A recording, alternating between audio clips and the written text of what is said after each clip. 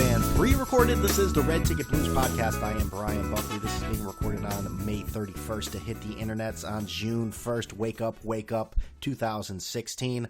How is everybody doing?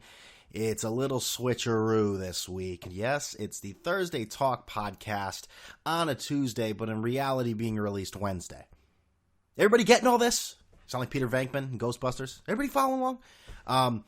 Basically, I decided to delay the podcast on Tuesday because of Game 7 of the Western Conference Finals. Didn't want to be saying, well, this is going to be a great game. I'm really excited. When by the time you listen to it, the game would have already happened. So I'm doing this for you, the listener, my friend, anybody.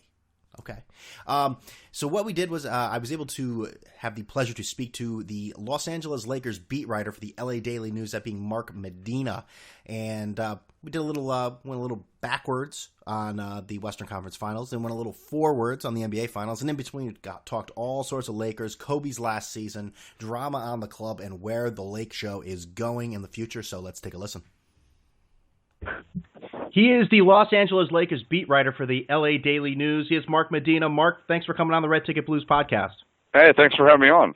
All right, thanks for being here, taking some time. I appreciate it. So, be honest. When the Thunder were up 3-1 on the Warriors, did you think Golden State had a chance to win this series? Well, you never rule out a team that has Steph Curry and Klay Thompson and Draymond Green, and they're the defending champs, but I think with just how dominant the Oklahoma City Thunder looked, where they're clicking on all cylinders, they're playing as a team, Russell Westbrook's playing out of his mind, Kevin Durant is being himself, I thought, hey, the Warriors might push it to 7 games, but Oklahoma City is, in control of this series. But, once Golden State forced a Game 7, I thought it was going to go their way. They have home court advantage.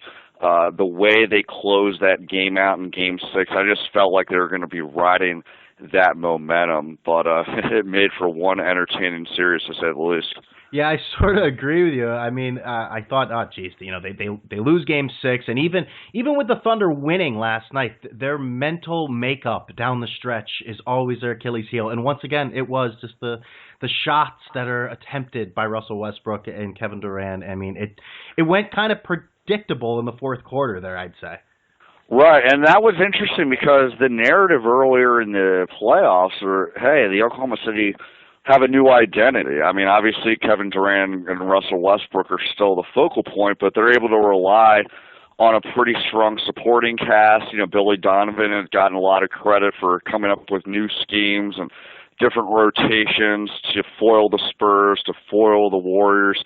But as you mentioned, down the stretch, they played way too much one-on-one. And as much as, their success or failure will rest on Kevin Durant and Russell Westbrook, they have to be playing the right way in order for their team to win. And you juxtapose that with Golden State, and that's exactly what they did. We'll get into the Warriors and their next opponent, the Cavs, just in a little bit. But let's talk about you. You are a East Coast guy, but for the past 8 years or so, you've been out in Los Angeles. What exactly brought you out to Southern California? Oh, it's pretty simple. I got hired out there. So, it didn't take much thought to move out west. I started out with an internship with the LA Times. That morphed into entry-level position on their sports staff.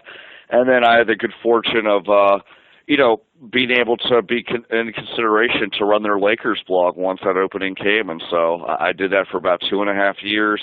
The LA Daily News then had an opening for their beat writing position with the Lakers, and I went after it because it was a larger role, and I had a chance to travel and, be in a position of breaking news and writing features and doing all those things that entail covering the Lakers. So it's been one interesting ride, to say the least. So yeah, the past 4 years you've been the official Lakers beat writer. Now, when you went to Los Angeles, obviously you said you went there, you got a job there, so why not? Was covering the Lakers, was that some sort of goal on the mountaintop? Was that saying that's what I want to do soon?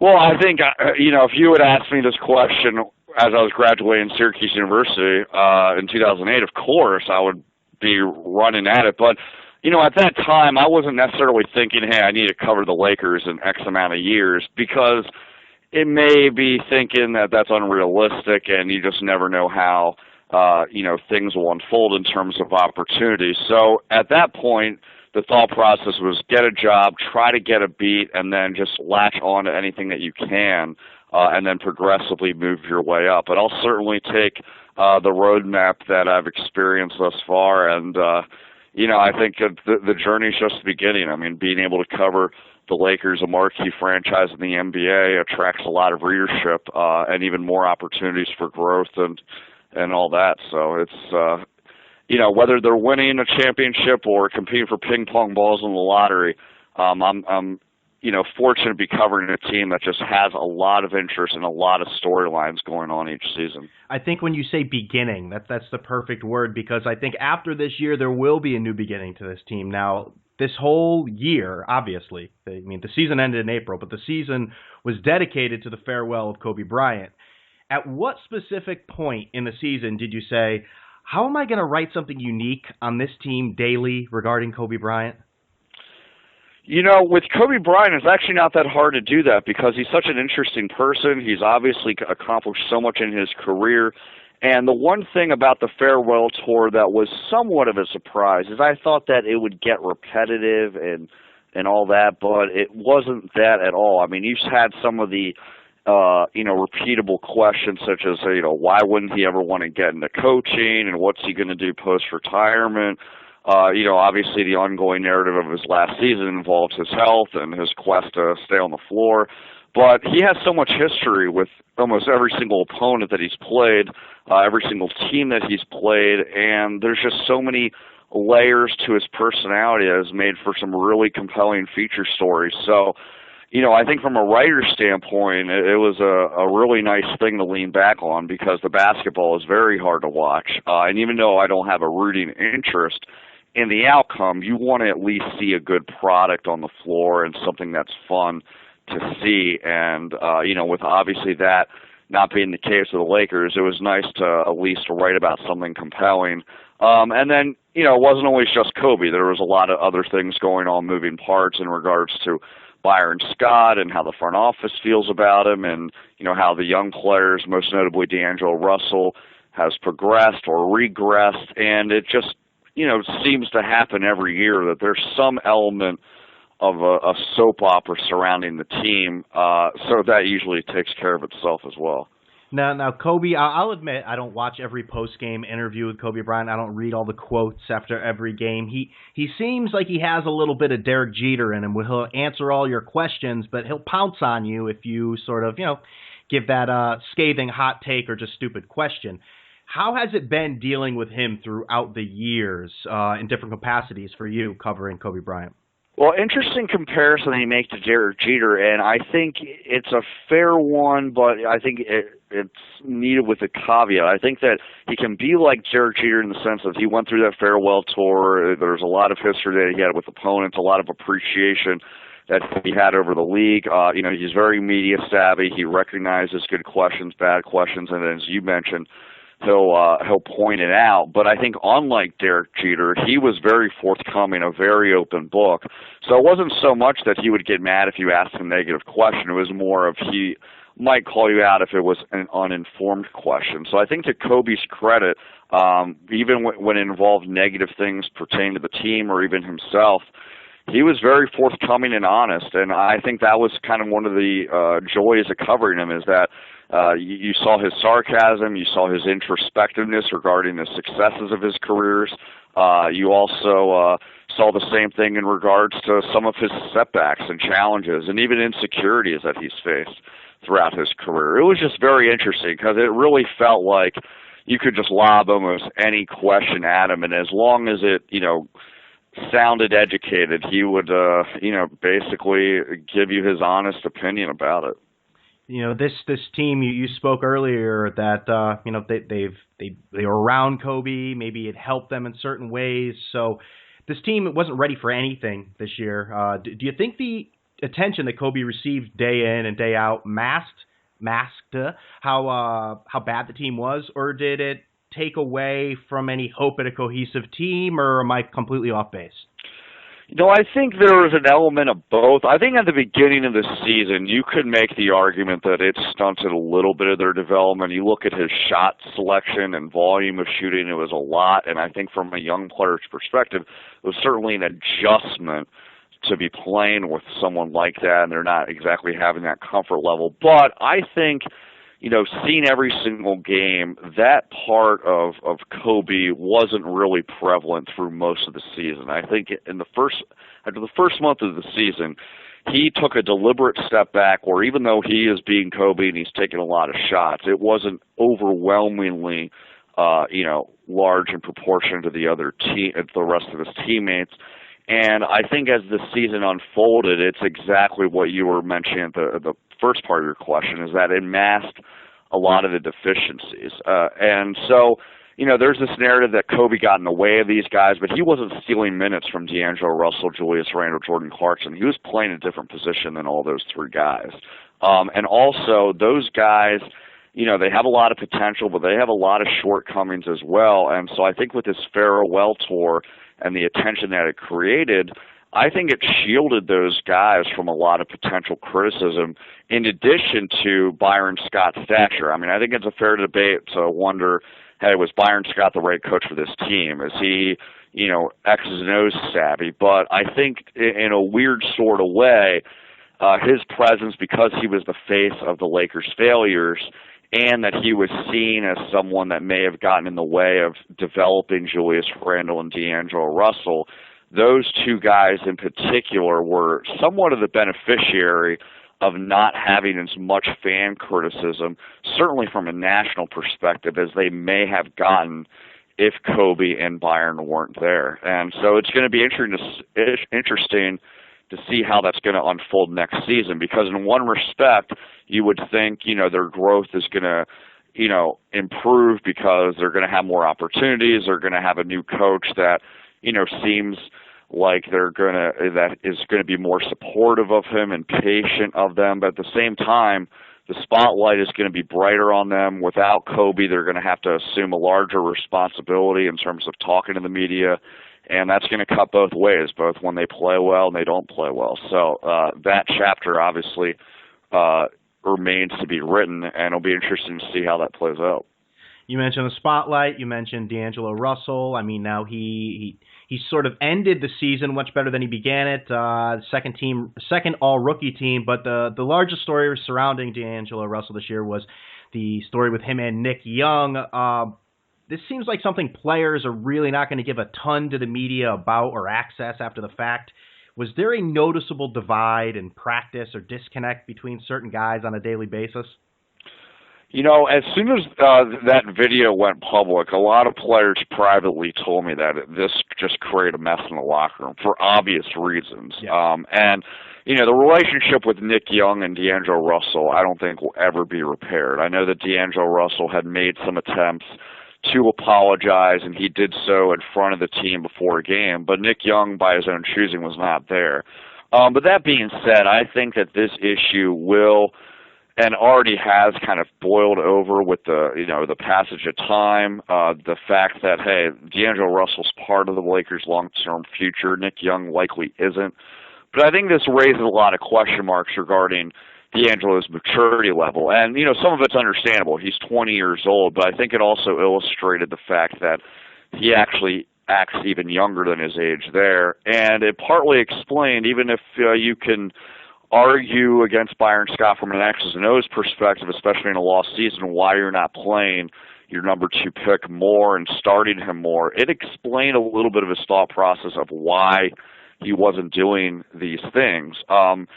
These maturity issues were an ongoing theme throughout the season, and when it pertained to his work ethic, his playful behavior in practice, and just his overall attitude toward the media, and just the way he viewed himself. And certainly nothing can compare to the fallout that involved secretly recording a video and it being inadvertently shared online and regarding a teammate's infidelities. But, I don't think that many people were surprised that this kind of incident happened under D'Angelo Russell. And, I think that since that incident became public, to D'Angelo's credit, he tried to address it. He's been more contrite and reflective, but it remains to be seen how his attitude might change coming into next season. It might be an improvement because he's kind of gone through the ringer.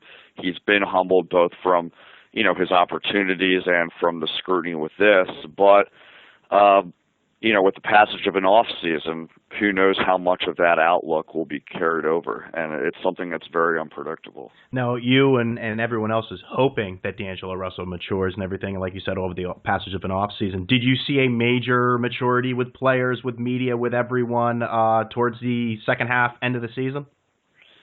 Yeah, I mean, to most of the team's credit, most of them are pretty mature. I think that in his case, it was a little bit of an adjustment period. It evolved, it got better as well as his play, but it's very hard to know, is this a linear progression? Will there be steps taken back? And, that involves his entire game and just his overall experience with the Lakers. And I think that's basically going to be one of the main storylines heading into next season. How equipped is he to be the leader of, such an esteemed franchise with the Lakers? And, I'm sure there'll be some successes and failures, but at the end of the day, as long as they see more progress than setbacks, that'll be a step forward. But that even opens up more questions.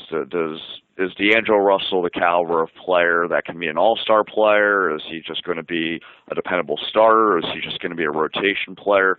Obviously, the Lakers drafted him at number 2, hoping that he'd be that all-star superstar type of player. But, when you're evaluating a rookie who's only played 1 year in college, it's very hard to make those long-term projections until, he actually goes through the process.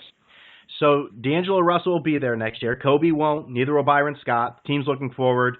And you hear the rumors about DeMar DeRozan, the local guy, and the Lakers are either going to pick, most likely, Brandon Ingram or Ben Simmons at the draft. What else do the Lakers need to do to at least become mediocre or even respectable again? Yeah, in some respects, it's almost like the Lakers have such a long laundry list of needs. They can't necessarily do anything but improve this offseason. Can't go any lower. Right, exactly. 17 wins, that's a pretty low mark of success there.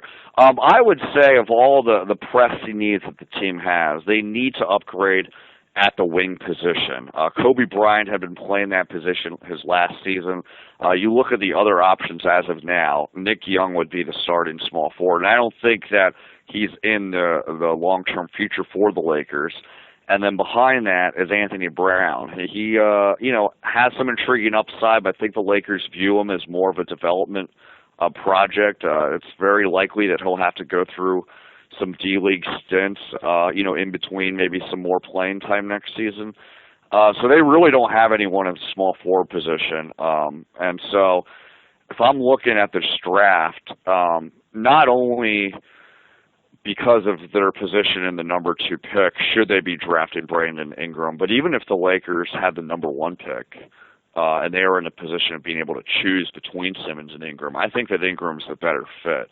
The old adage that you always take talent over need, I think I agree with. But in this case, the sense that I get from talking to people around the league is that the talent discrepancy between Ben Simmons and between Brandon Ingram are so slim that you almost have to go for the position in need. And then on top of that, there's been a lot of questions regarding Ben Simmons, engagement level, how much, of an attitude problem he have. Is he, someone who may be going Hollywood if he gets into a large market? And then there's concerns about just his skill set alone. I think there's a lot of intrigue regarding his versatility. But if you look at the Lakers and their lineup right now, they have a lot of ball-handling kind of players. D'Angelo Russell, Jordan Clarkson, Julius Randle. And then you look at Julius Randle specifically, he's playing the exact position that Ben Simmons plays. So if they were to draft Ben Simmons, I would think that means that they would need to trade Julius Randle. And I think, you look at Brandon Ingram, it just seems like he would be plugged in to a specific slot at the small forward position that they need to be filled, and he'd be able to satisfy a lot of the short-term needs that the Lakers have when it comes to improving their defense and adding some outside shooting. Yeah, I'm glad to hear you say that because I think the more casual basketball fan looks at Ben Simmons and they think, oh my, well, he's number one. Obviously, that's the guy you take. You watch him in college, and I'm no scout, but I mean, you watch him, and like you said, he's in another world sometimes. He seems very disinterested at other times, and I personally think exactly he would go to Los Angeles and it would be a Hollywood story about Ben Simmons. Obviously, Ingram has issues with weight. But I think the upside with Ingram is much higher than the ready to play with Ben Simmons.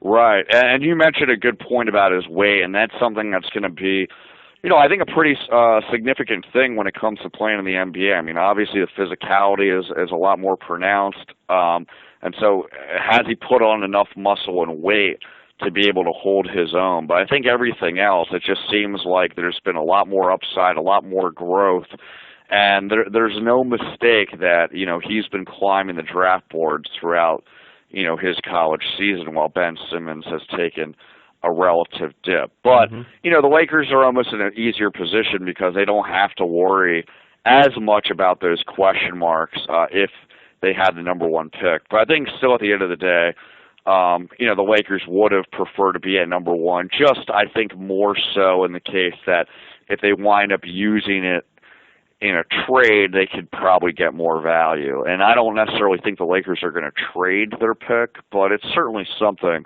that Mitch Kupchak will explore. So the Lakers now, they're looking forward. They're looking to the draft, looking to regroup, but there's still basketball to be played now. It's hard to believe that the Lakers, a team that won 17 games this year, like you mentioned, beat the Warriors twice. So I guess you would be the one that can answer this question best. How do you beat the Warriors?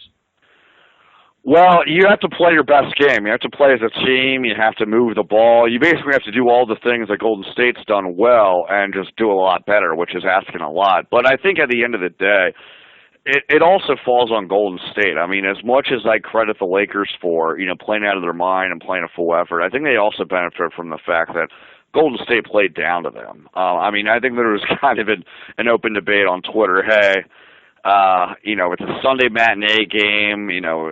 Opposing team has a Saturday night in L.A. I mean, I'm not going to speculate on what people do, but you read between the lines. But I think when you watch the game itself, it was very obvious that Golden State did not come ready to play, and I think that there were some lulls throughout this season, particularly later in the year where, they didn't feel as engaged because things were so easy for them and they knew that they could kind of flip the switch. And that's something that's not necessarily unique to the Warriors. I know when the Lakers were, kind of on the other side of the coin where they were competing for championships, that's one of the things that would catch up to them. But at the end of the day, when you're in the playoffs, you don't really fall into that trap. So I think, what the Warriors were going through with Oklahoma City, it was more of Oklahoma City's a very good team, and they were dialing up a notch. And then I think Golden State was going through some additional challenges with Steph Curry getting back into rhythm and shaying off his rustiness after being gone for an extended period of time because of his injury situation. So when you look at their regular season, I mean, they didn't lose a lot of games. So I don't think there's necessarily this formula that suddenly, these 9 teams figured out, hey, this is how you beat the Warriors. I think it was kind of a lightning of a bottle of unique circumstances where they obviously came ready to play against the defending champs, but they also benefited from that team kind of playing down to them and not bringing their full effort. So the Cleveland Cavaliers are hoping for that formula. It's a rematch from last year, and LeBron James has healthy reinforcements in Kyrie Irving and Kevin Love. But looking at the odds right now, the Cavaliers are 3-2 underdogs going into the NBA Finals. Finally here, Mark, does Cleveland have a chance in the NBA Finals versus the Warriors? I think they certainly have a chance. I think when you look at both those teams, they've been tested. Cleveland went through a lot of rites of passage throughout the season, had a little bit of a scare against Toronto. You look at Golden State, they were obviously very dominant throughout the season, but they dealt with a lot of scrutiny and a lot of pressure of beating that Bulls record, and then, going 7 games through OKC. So I think both teams are equipped to handle adversity. I think it's going to go 7 games, but if I had to bet money on it, I would go Golden State simply because you can beat teams a lot better when you have strong three-point shooting. You never discount a healthy LeBron James, Kevin Love, and Kyrie Irving.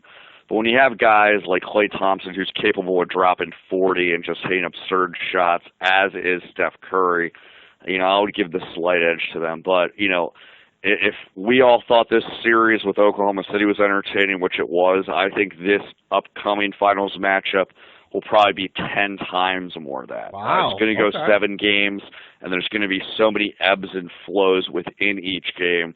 It's going to make for one very unpredictable and entertaining series that no one will want to end. Wow. Okay. You know what? Maybe I was just joining on the bandwagon, hating that the Warriors would clean up, but you're saying it's going to be close. So I think it's going to go 7 games for sure. Okay, that's good. I want to thank Mark Medina for coming on the Red Ticket Blues podcast. But Mark, before you go, I have 3 quick questions to play us out. You ready? Let's do it. All right. Is the Dion Waiters story about him comparing his game to Kobe Bryant and Dwayne Wade at Syracuse to the tune where he wants people to call him Kobe Wade true? Well, I can't confirm that directly. I never covered Dion Waiters at Syracuse. I graduated before his time, but the sense that I got from those who covered him, it sounds like a very true story. He looks very highly at himself, and, you can look at that from a negative perspective. Maybe he's a little too cocky, but I think it also speaks to his confidence, and that's done him wonders thus far with the Thunder. Number 2, will Phil Jackson ever ditch the triangle and embrace the current 3-point-centric trend? Well, it seems like he's already been ditching the triangle with hiring Jeff Hornacek. Whether they're going to become the Golden State Warriors, I think that's mostly going to be predicated on talent, but it seems like he's shown some openness that he's not just married to the system. It's more about trying to make the best use of the resources that he has. And number 3, who wins a championship first, the Dodgers, Lakers, or Rams? Wow, that's a pretty good question. I think if I had to guess, it'll be the Lakers. Obviously they're at rock bottom right now, but they have a pretty bright future where they have this young core. They have a lot of money to spend, and, I think it'll take maybe 2, 3, 4 years for that to fully develop. But once they have all those stars perfectly aligned, they'll be back on the hunt and compete for championships like old times. You can follow him on Twitter at @MarkG_Medina. He's the Los Angeles Lakers beat writer for the LA Daily News. Mark Medina, thank you for coming on the Red Ticket Blues podcast. Hey, thank you so much for having me. I enjoyed it. There he is, Mark Medina. Hope everyone enjoyed that, especially the Laker fans. A lot of great information there. So, if you want to listen to other podcasts from the Red Ticket Blues, well, the best way you can do that is by subscribing to that lovely aforementioned podcast, the one you're listening to on iTunes, TuneIn Radio, Stitcher, YouTube, and Google Play. Follow me on Twitter at BrianBuck13 and at Red Ticket Blues. And the best way, if you really like the show, you're going to leave a review because it helps people know more about the show, more exposure, and they get a better idea of what they're seeing from the cornucopia of crap out there. So they see one gleaming gem on the horizon. And you can always tell people too, so word of mouth is always appreciated. So, with all that being said, I'm out of here.